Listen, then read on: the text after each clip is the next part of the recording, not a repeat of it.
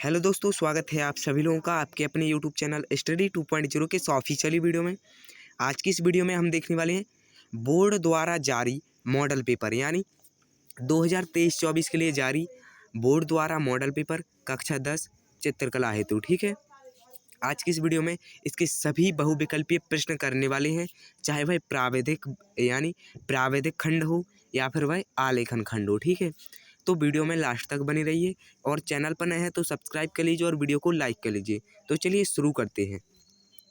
तो सबसे पहले आपको बता दें, प्रावैधिक वालों को प्रावैधिक के हिसाब से 20 बहुविकल्पीय प्रश्न करने होते हैं और आलेखन वालों को आलेखन के 20 बहुविकल्पीय प्रश्न करने होते हैं। तो हम पहले करेंगे आलेखन, ठीक है, फिर करेंगे बाद में प्रावैधिक। तो चलिए आलेखन की ओर बढ़ते हैं। तो खंड आलेखन कला, ठीक है। तो इसका पहला प्रश्न है, मुख्य रंग कितने होते हैं। इसके पहले वीडियो में हम बता चुके हैं 70 महत्वपूर्ण बहुविकल्पीय प्रश्न, उनमें से ही यह प्रश्न ज़्यादातर रिपीट होते रहते हैं। ठीक है, तो इसका पहला प्रश्न है मुख्य रंग कितने होते हैं। तो इसका राइट आंसर है ऑप्शन ए 3। ठीक है, और प्रश्न दूसरा है, इनमें शीतल रंग यानी ठंडा रंग कौन सा है। तो ऑप्शन ए हरा। ठीक है, निम्न में कौन सा रंग गर्म है। तो इसका राइट आंसर होगा ऑप्शन ए लाल। ठीक है, प्रश्न चौथा है हमारा, ओस्टवाल्ड रंग चक्र में कितने रंग होते हैं। तो इसका राइट आंसर होगा आपका ऑप्शन ए 8। ठीक है, प्रश्न पांचवा है, निम्नलिखित में द्वितीयक रंग कौन सा है। तो इसका राइट आंसर होगा ऑप्शन ए नारंगी। ठीक है, प्रश्न छठवा है, तटस्थ रंग कौन से हैं। तो सफ़ेद और काला तटस्थ रंग होते हैं। ठीक है, प्रश्न सातवां देखते हैं। प्रश्न सातवां है, प्राथमिक अथवा मुख्य रंग कौन से होते हैं। तो लाल, पीला और नीला प्राथमिक रंग होते हैं। ठीक है, प्रश्न आठवां है, कौन से रंगों का माध्यम पारदर्शी होता है। तो आपका राइट आंसर होगा ऑप्शन बी तैल रंग। ठीक है, सफ़ेद का विरोधी रंग कौन सा होता है। तो काला होता है। ठीक है, लाल रंग में नीला रंग मिलाने पर कौन सा रंग बनता है।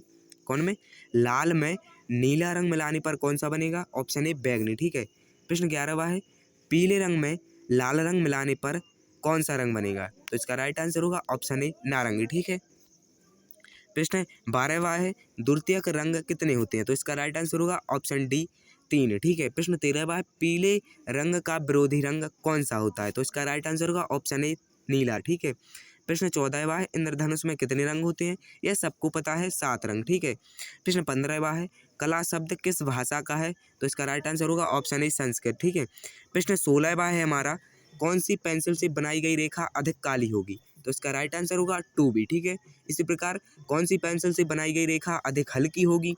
तो इसका राइट आंसर होगा 2H। ठीक है, प्रश्न 18वां है, फूल और कली के बाहरी रेखाओं को बनाने के लिए किस नंबर के ब्रश का उपयोग करना चाहिए। तो इसका राइट आंसर होगा ऑप्शन ए 2 नंबर ब्रश का। ठीक है, प्रश्न 19वां है, बनावट की दृष्टि से आलेखन कितने प्रकार के होते हैं। तो इसका राइट आंसर होगा ऑप्शन ए 4 प्रकार के। ठीक है, प्रश्न 20वां है, छत के केंद्र को अलंकृत करने के लिए कौन सा आलेखन उपयुक्त होगा। तो केंद्रीय आलेखन। ठीक है, ये हो गए हमारे आलेखन कला से रिलेटेड 20 बहुविकल्पीय प्रश्न, जो कि बोर्ड द्वारा मॉडल पेपर जारी जो हुआ था उसमें दिए गए हैं। अब देखेंगे हम प्रावैधिक कला के।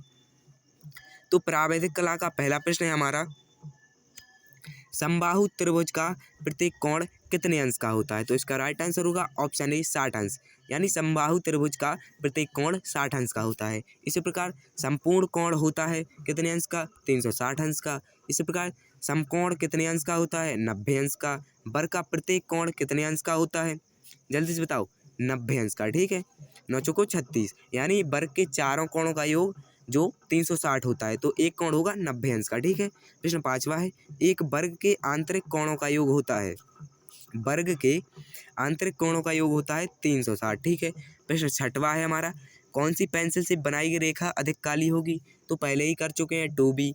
वर्ग की चारों भुजाओं की नाप क्या होती है, वर्ग की चारों भुजाओं की नाप क्या होती है। तो इसका राइट आंसर होगा ऑप्शन ए, चारों भुजाएं बराबर होती हैं।